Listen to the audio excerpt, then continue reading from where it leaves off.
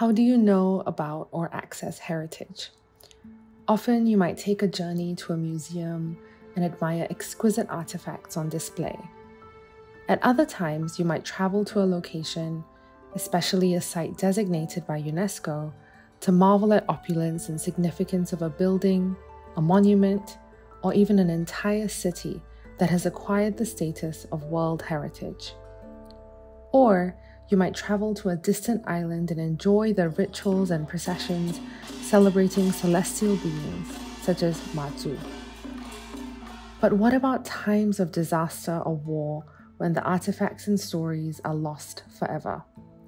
The question is hardly hypothetical. This was the case with the 2005 tsunami, which destroyed much of the cultural and religious artifacts in Aceh, Indonesia. As one expert describes, about a year had passed since the tsunami, but the devastation was still very raw. I mean, the best way I could sort of describe it is the city of Banda Aceh, which almost a kilometer inland had been very heavily impacted. It was like someone took the city and put it into a blender and then spread it out about 1.5 meters thick. Right? There was almost nothing standing. It was absolute devastation, but all of the sort of detritus of everyone's houses, their shops, their clothing, it was just all stacked up. And so it was clear that a lot of these sort of sites and a lot of these important historic monuments were either very heavily damaged or very threatened by imminent damage. In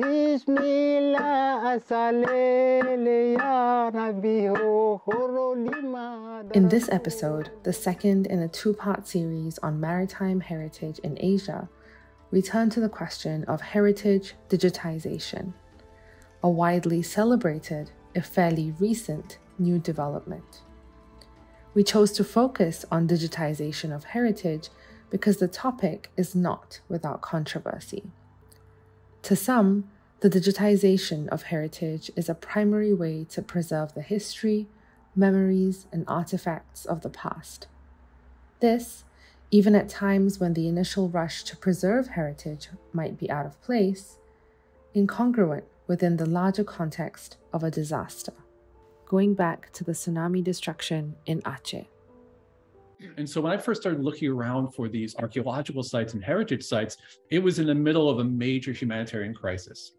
And so it was a little bit awkward because the idea of being interested in archaeology and heritage and, we need to save the heritage felt a little bit sort of almost not quite the main priority of people on the ground, right? It wasn't what people were fixated on. It was getting hundreds of thousands of people into homes, restoring livelihoods, helping lots of people who suffered immense loss cope with that trauma. And so to some degree, what we were initially working on felt a little bit trivial to some degree. But we also found that during the reconstruction, the agencies in charge of rebuilding treated it as kind of a cleanup. It was a construction project on a massive scale. And none of them really were that concerned about old gravestones or old mosques. They had other pressing concerns. Nevertheless, the importance of preservation and digitization is not lost to communities, especially in places greatly impacted by climate change and rising sea waters. In addition to Aceh, a primary example of work on heritage preservation and digitization is the Maldives, an archipelago of over 1,000 islands perched on the southern edge of Asia and the Indian Ocean. Due to its geographical location, it has long been a hub for transnational commerce, ideas, religion, and culture. All of this has resulted in a unique identity and a melting pot of maritime heritage influenced by Hinduism, Buddhism, and Islamic beliefs. But today, its livelihoods and heritage are at risk.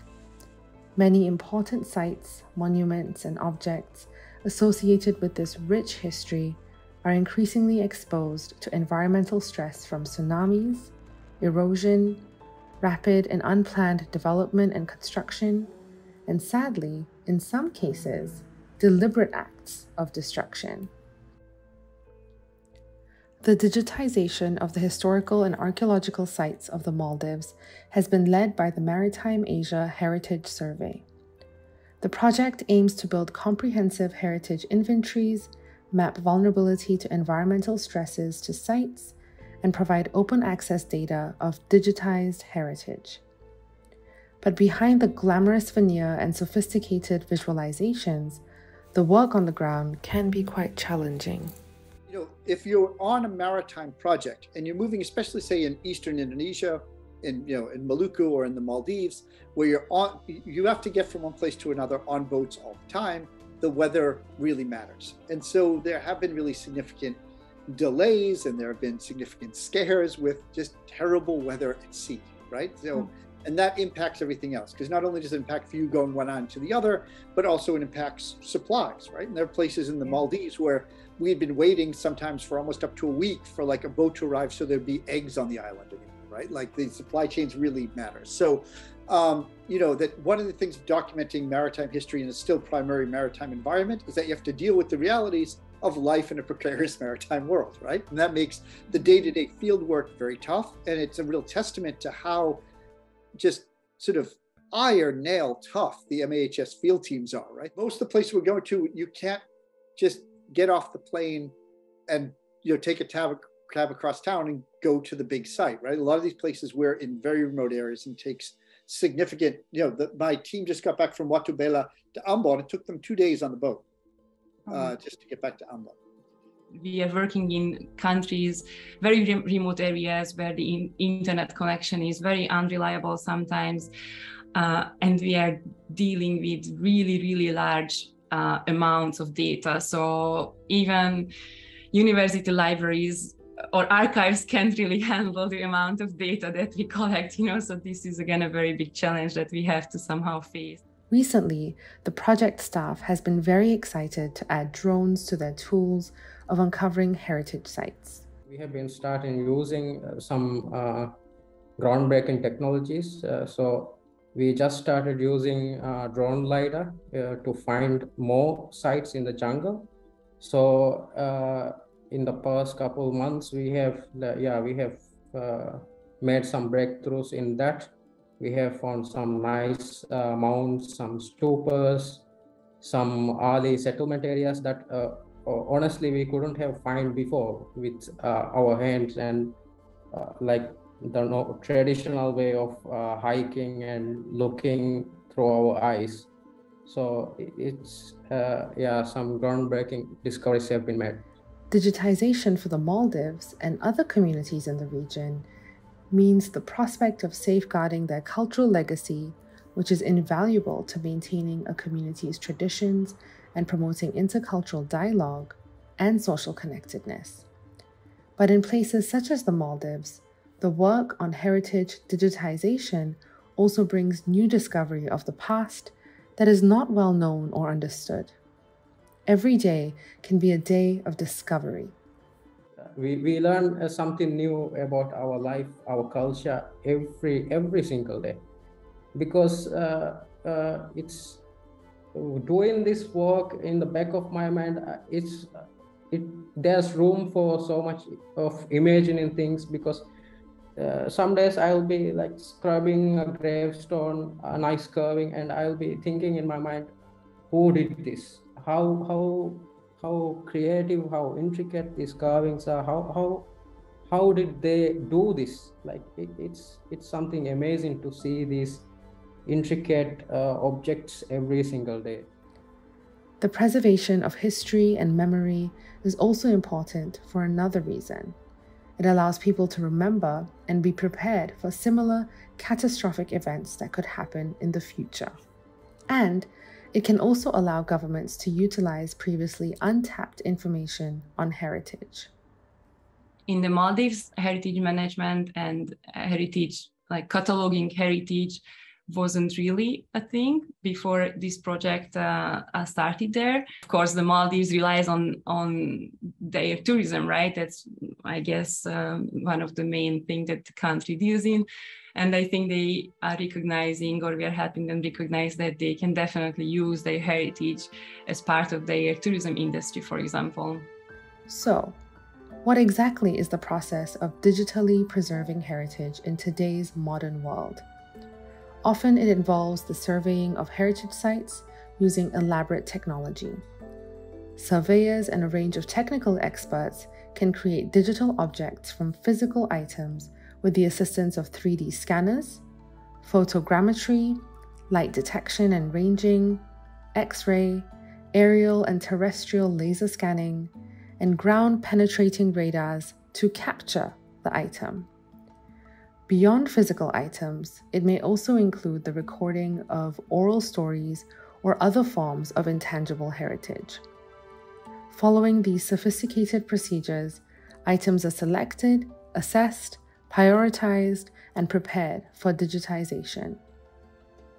Metadata is then collected, created, and submitted to databases, websites, and other repositories. All these techniques and data add to what might already be known about the cultural item and its history. The result of this work? At the reach of your fingertips, a simple web search will lead you to the digitization of a relic or other forms of heritage. You can be virtually transported to the site, all in the comfort of your own lounge room. Digital platforms of heritage often promise the democratization of information and open data access. Open data access means freely available data that can be accessed without restrictions or limitations on its use, sharing, or redistribution. Anyone can utilize the data for any purpose, whether for research, analysis, or innovation. The principles are aimed at promoting transparency, accountability, and collaboration among user groups. But many warn that the allure of digitalization of heritage has its dark side, that we need not rush into the big data universe so quickly. There's never too much data that's presented because documentation, data, all of these are very good, and all of us use it in our own personal work, and it would be great to have all this information available online. Having said that, I think there are larger issues involved. One is inequity. What does it do? It privileges the people who have access to it. I mean, even open access, when people say, oh, it's open access, it's fine, but then you need to have access to means which you can use to reach that open access, the internet, a good internet connection to download, good computers, good facilities for being able to do that. So first, what my concern is that does it create inequalities? That's one. The second point is this is a different way of knowledge production. Earlier, there's a whole way in which, a whole range of protocols in which you produce knowledge. You study historiography, you see what other people have done, and then you frame your research strategies. This is data produced. There's no neutral data, I would say, but this is data produced without a research strategy, right? I mean, everything is being documented, but everything cannot be documented. So there is a selection, but that selection is not being factored into the data framework. So say, for example, let me give you an example. If I read a book by a historian, I know the historian's viewpoint, or I know, or after reading, say, 5 pages or 10 pages, I can judge, okay, so this is where this person is going. But with supposed neutral data, but which is selective. I'm not saying that the people who are collecting it have a bias. I'm not by any stretch of imagination saying that. I'm saying that there is no way one can collect everything. So one has to make a selection, whatever it be, environmental selection, shortage of personnel. So does it create another hierarchy of knowledge? And I know we in India, and I think elsewhere in Asia, have gone through the colonial experience where new disciplines came in. These disciplines were controlled to a certain extent, by the Europeans. So, and did this create a hierarchy of the way in which we studied the past? So some some understanding of the past was relegated to a sort of scientific past produced by archaeology, for example. So is there a fear, or I fear that unless we can address some of these questions, and then unless we can raise them up front, I'm not saying don't do data collection, but I'm just saying that let's be very aware of the pitfalls. We must acknowledge that the digitization of heritage is a subjective process. Representations of cultural heritage can be altered, romanticized, or even crucial aspects erased. Digitization of heritage is presented in a technical and scientific manner. However, in some respects, it is an art form, a crafted image. The issue here in visualizing our past, our heritage, is that you have that pile of rock, rubble, Angkor, Borobudur, wherever. What is the image that the archaeologist, the historian, the photographer wants to present to us of that monument when he creates and manipulates all those images here? We are looking at post-visualization of an object where the photographer, the archaeologist, is creating something new that may not have stood there, that the builders of the monument, the people who worship in that chandi or that mosque, may not have realized this is how it looks from up there, or that oblique angle here. So there is, I think, here a historiographical issue of what is the image that architect, historian, that photographer had when he photographed it and created all those images there. As a sideline, the technical issue is, does he or she recreate that mosque when it was first built in the 18th century, or when it was restored or rebuilt? Of course, a good architect is going to say, oh, I will do all three. I'll put 3 different stages and reconstruct how it was done. But that process involves an ethical choice of, this is how I think it evolved. It's a historical reconstruction here. At the same time, digitization ossifies heritage and tradition, removing it from the everyday practices and interactions in the community. For example, initiatives such as the hashtag Jalur Rempah in Indonesia, literally translated to hashtag spice trade, is an example of a movement dedicated to public education and learning experience, and the revival of heritage.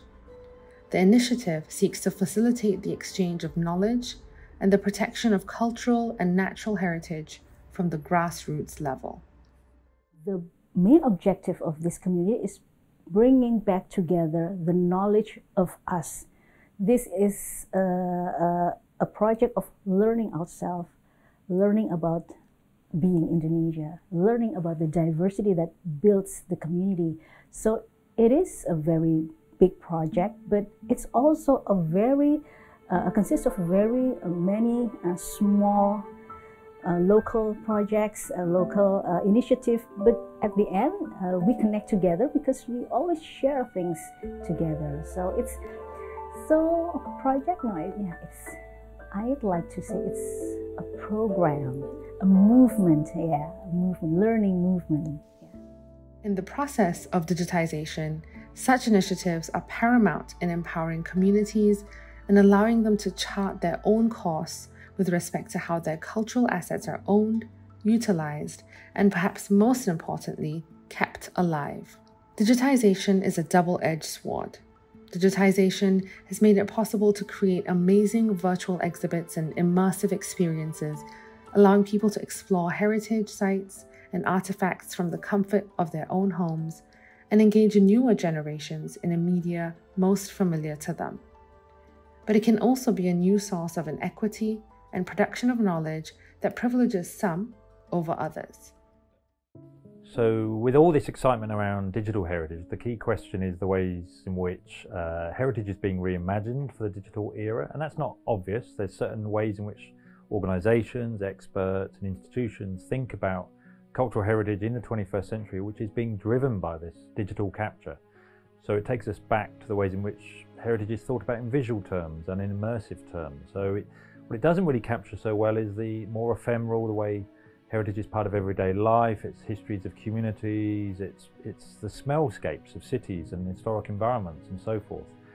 So when it gets captured in the digital form, it's also about who gets to see those digital archives, those digital records, who has access to them, what happens to them, how they circulate into new research environments, and then thinking about which institutions are the repositories for digital heritage in the 21st century. Heritage will be the maps of yesteryear. They are unique insights into the past and therefore how we navigate the future. But through this process, we must be discerning with respect to how information is presented, our potential biases, and the awareness of contested histories.